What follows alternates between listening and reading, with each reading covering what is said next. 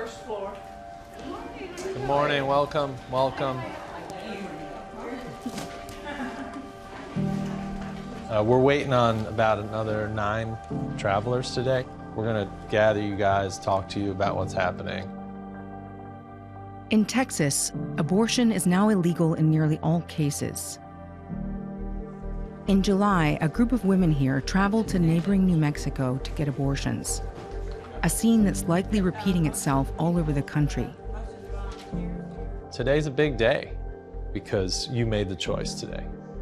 We believe you have the right to decide when, if, and with whom you have a child. There are 2 Americas now, one with access to abortion and one without. What's going on in our country is really crazy. The Supreme Court has said to you that you have no rights. And we are here to say that people of faith believe that you have dignity and worth and should have those rights, and we're going to do what we can. 2 weeks earlier, the Supreme Court had overturned Roe V Wade, the decision that made abortion a constitutional right for nearly half a century. It is about our bodies. It is about our autonomy. It is about our own rights. The majority of the people in this country support women's abortion rights. It's the minority that has brought these changes upon us because they worked long and hard and they were effective. It took 49 years for us to see the death of Roe v. Wade, but we saw it, right?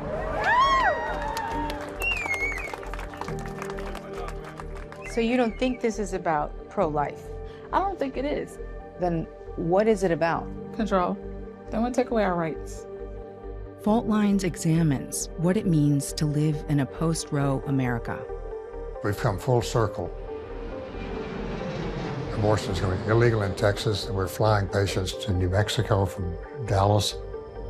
That's where I was 50 years ago. It felt like someone who's been around for a long time and we've sort of taken for granted, and they're gone. And you feel like, I don't live in the same world anymore.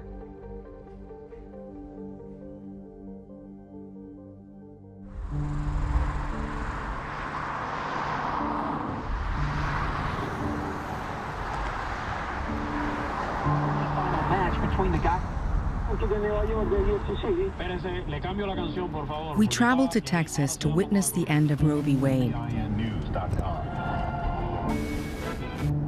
Mississippi's lone abortion clinic plans to close today following a state legal battle. And in Iowa, courts are wrestling over a proposed 24-hour waiting period for procedures. A lot in flux. Texas has had some of the most restrictive abortion laws in the country, and it's where the landmark case was born in 1970.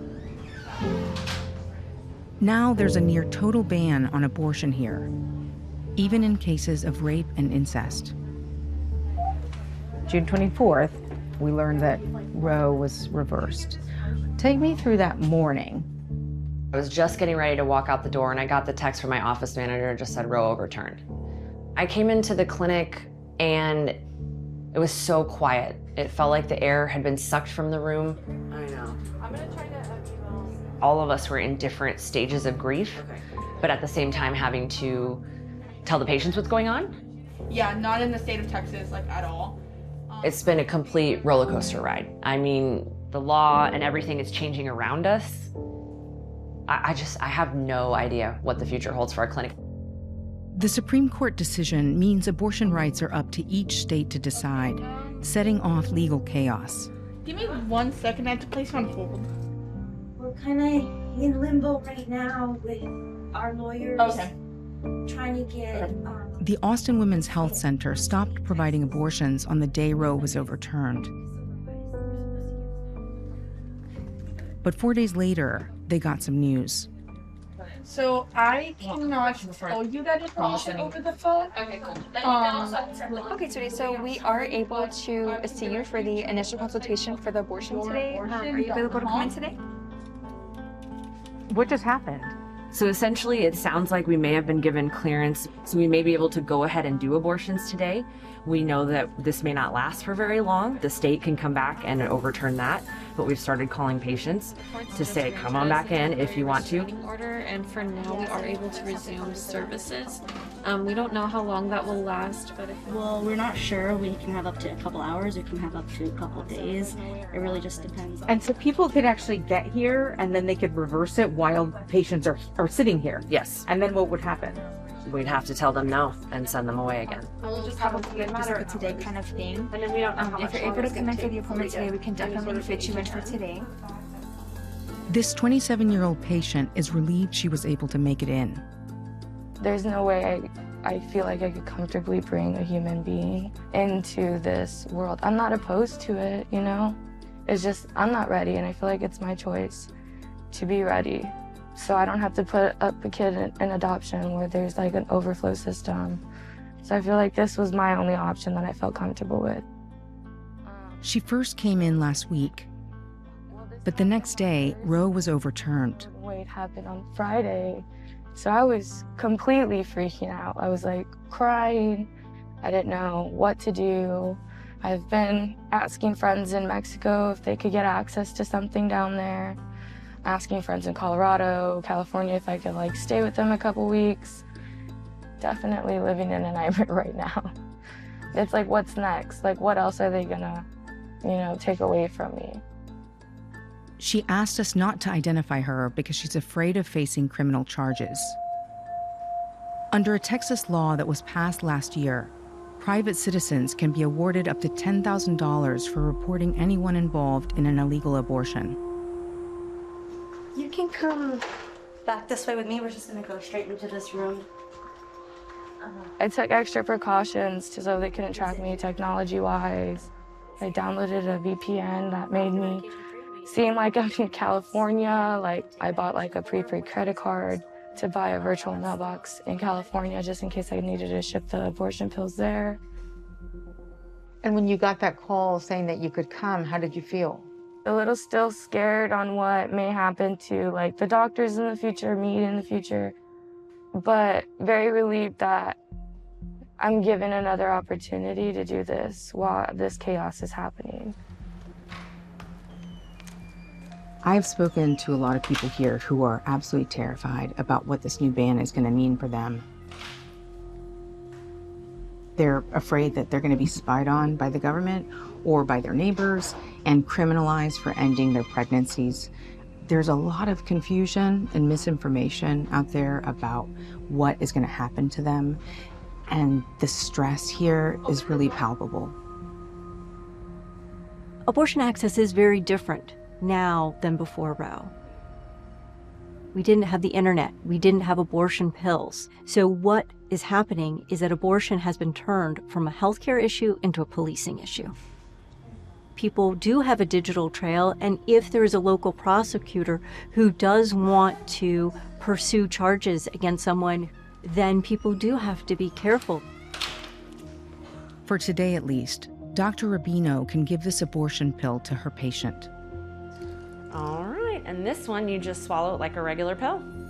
Thank you. You're welcome. It would be one of the last times she could do that here. Thank you. All right. Yes, I will. Come on in here. Oh, man, I'm so glad we got you in. Thank you. You're welcome, hon. It's really punishing women in an extraordinary way. Are you feeling okay? Yeah, I was just crying because I'm like relieved, And it's not just that they're going to just settle down and have babies. They were getting abortions before Roe V Wade. They're going to be getting them in about the same numbers after, if history holds true. It's just a matter of where they're going to get them, how they're going to get them. Many of them will get them at much higher risk to their health and life. And they post news all the time. Dr. Curtis Boyd has been an abortion provider for more than 50 years. As a young physician in Texas in the 1960s, he witnessed the impact illegal abortions had on women. There were a lot of women having abortions before Roe v. Wade, and we didn't realize that because they showed the emergency room. We thought they were having a miscarriage.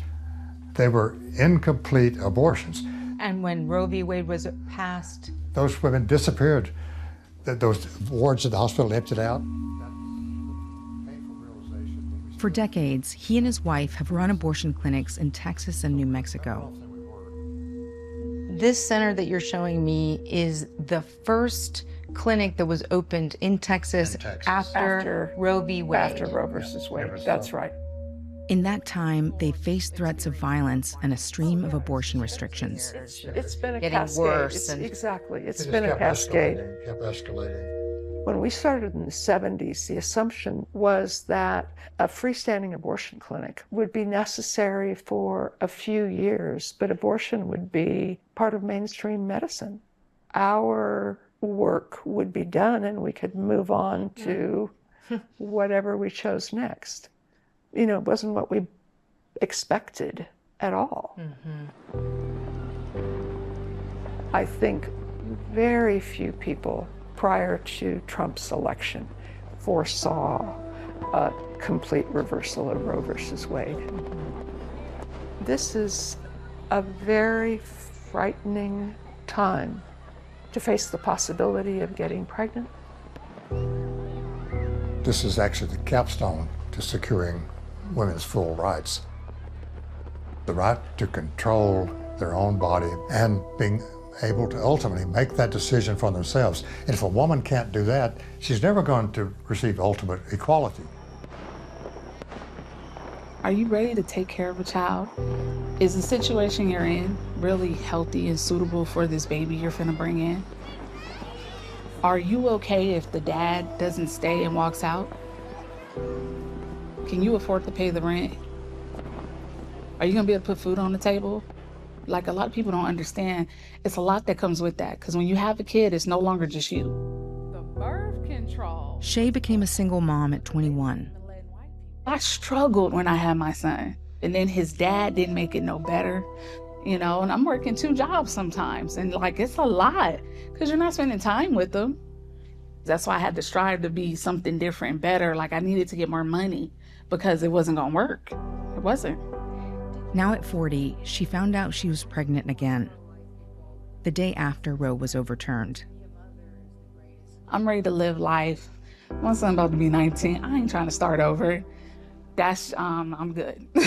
It's just not what you want. It's just not what I want. I should be able to figure out what I want to do with my body, and no one should have that right to tell me. To get an abortion, she has to leave Texas. And the only state that borders it where abortions are still legal is New Mexico. It's one of a number of so-called sanctuary states now inundated with abortion patients from across the U.S. These are states like California, or really all of the West Coast. It's the Northeast, the Mid-Atlantic. It's Illinois, Colorado, New Mexico. These states are holding back the tide of abortion bans to the best of their ability. It's hard for any woman. You know, if she's got to go out of states, it's more expensive. She's got child care, maybe. She's losing work. So all of that's a hardship for any of us. But for lower income women, it becomes impossible. There are a number of programs to meet the need, including one by Dr. Boyd and a religious coalition. Good morning, welcome, welcome. They're flying patients like Shay to the Boyd's abortion clinic in New Mexico. The trip will take them 17 hours. Patients qualify based on their income. Travel costs and a portion of their clinic fees are covered with the help of donations. They fly in the morning, get their abortion that day, fly back in the late afternoon. So we want to demonstrate that it can be done.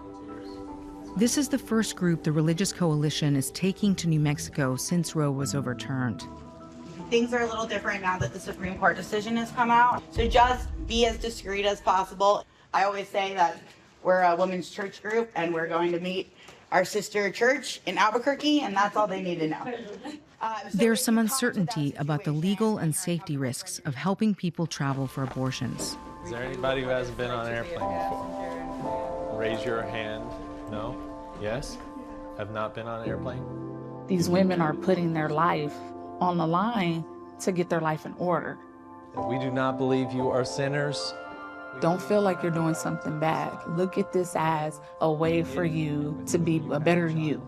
That your life matters. We kindly ask all our guests to please proceed to gate 159 as aircraft is in the boarding process. The hard thing is many women will not be able to find help because there won't be enough money to go around.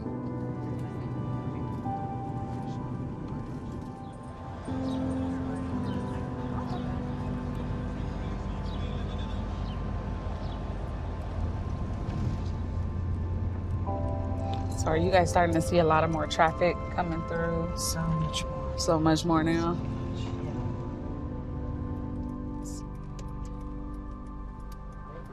Please come and talk to us. Save your baby. Let us help you save your baby. What is next? Because we are losing rights by the day. And this is crazy.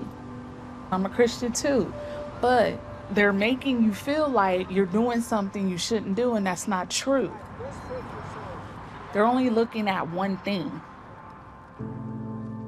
I don't understand how you kick back something that's been in effect for so long.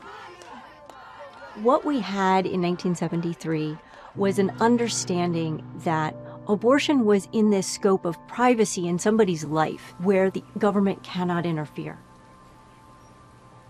And now that has been undermined substantially, meaning that these other rights around, whether it's LGBTQ, contraception, marriage, may be at stake. It is not our job to carry young women across state lines so that they can get an abortion that they cannot get in their state, because now this right has been taken away. What's going to happen is we'll go back to seeing illegal abortions in Texas. This is going to lead to women dying. This is going to kill women. This is going to... There will be a higher rate of complications and a higher rate of death. And many women will not be able to get their abortion and will go ahead and deliver a baby, which is what the state wants.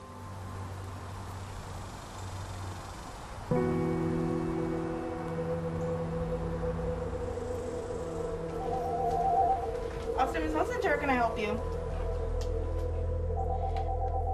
It's now 5 days post-Roe at the Austin Women's Health Center, and the phones haven't stopped ringing. I have to place you on hold. Give me 1 second. Austin Health Center, how can I help you? Okay, give me 1 second. I have to place you on hold. Just 24 hours before, a state court had granted them clearance to continue performing abortions for a short time. It's very chaotic everywhere. Now that time is up. So, as most of you are aware, yesterday we got the temporary restraining order, but last night, basically they said that they still intend to prosecute abortion providers, or try to, that provide abortions during the time when we have the restraining order, which is completely unprecedented, but this is like scary time. So we don't know what people will do or not do, and so we're taking a pause. We had patients scheduled. We're gonna call them, let them know that right now we're in another holding pattern. Their lawyers warned them they could face fines of $100,000 and up to 5 years in prison for providing an abortion. You know, I'm usually pretty much full steam ahead, but I don't want to go to jail. I don't want to go to jail. I don't want, we gotta protect ourselves. So. Well, this is all happening within 24 hours. Within hours, yeah. Within hours. Yeah. And all because they're making all of these laws so unclear for us. It's all on purpose to cause this chaos. They have one goal in mind: take away our rights, and that's it. That's what There's all like this is for. mass confusion right now. It's completely chaotic. Absolutely. For the providers and for the patients. Yeah. And this is it for now. For now. For now. Till I hear otherwise. You can look be scheduled for today if you have to call, and we're trying looking on abortion ones, but unfortunately that has been overturned, so we're back to not providing abortion services. I know, I'm sorry. Do you want some information? I can give you like some websites that you can try. Have you had any other ultrasounds with this pregnancy? No. Okay. With Dr. Rubino no longer able to provide abortions, she does what she can to help her patients find other options. And you're thinking you're pretty early, right? Yes. From what you know. Courtney is 37 years old and 4 weeks pregnant. Where are you in your decision-making process? I mean, have you made a decision? My decision is all over the place because honestly, the law is all over the place. It changes everything. When you stop someone from having the choice of their own pregnancy outcome and you force them into your choice, here's where we get into kind of some tricky areas. Yeah, obviously this whole thing is tricky. We have such inequality that for some it's as easy as, okay, let's take a weekend trip to Colorado to get your abortion, and for someone else it's a completely life-altering thing that you have no control over and you're forced to give birth. The trajectory of those two people's lives are completely different. Well, the drive is so far. Yeah. I don't see myself taking no plane to New Mexico, so the drive, right, 12 hours there and 12 hours back, getting a hotel, food, gas, and I'm not doing all that. Yeah. I'm just gonna keep it if I can't get it done because I don't think it's worth it. Like the majority of women seeking an abortion, Courtney's already a parent, and she isn't sure she wants to become one again, especially since she lost her job just days before. Is this something you've been kind of like worrying about? Yeah, because it's not something that was planned, and I only found out about this 2 days ago.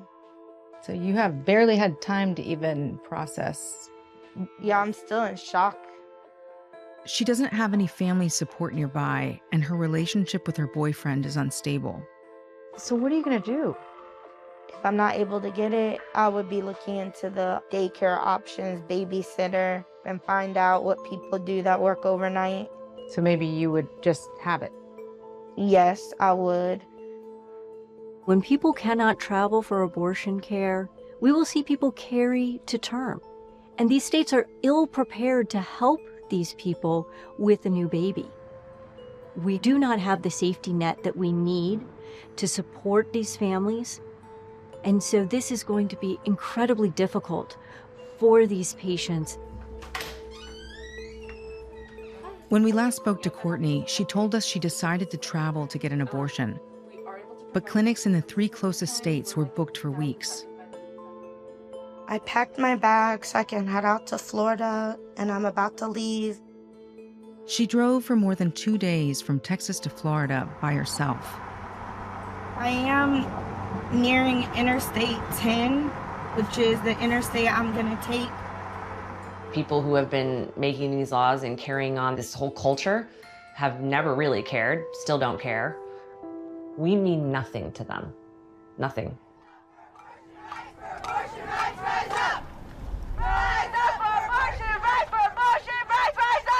This is not over.